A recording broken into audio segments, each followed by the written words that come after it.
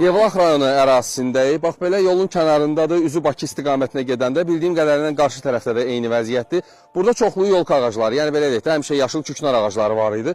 İndi keçəndə fikir verdim, bütün ərazi kəsilmiş kötüklərdən ibarətdir və çox, belə deyək də, yeni kəsilən ağaclara oxşuyur. İrəlidə yeni əkilən ağaclar var, amma burada, bax, belə kütləvi şəkildə gördüyünüz kimi ağaclar kəsilib.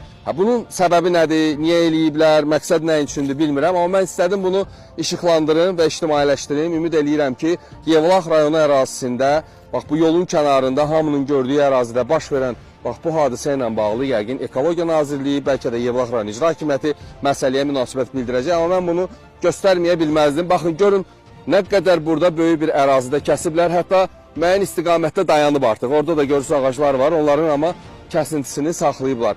Niyə olub bu hadisə, məqsəd nədir, nə üçündür, yəqin ki, rəsmi buna münasibət bildirən olacaq. Amma qeyd eləmək istəyirəm ki, yeni kəsilən ağaclardır, kötükləri normaldır və çox belə deyək də, hiss olunmur ki, bunlar köhnədir, ya daha doğrusu qocalmış, çürümüş ağaclardır. Belə bir şey hiss olunmur. Normal, sağlam ağaclardır, bax belə doğranmaqla bərabər kökündən kəsilib.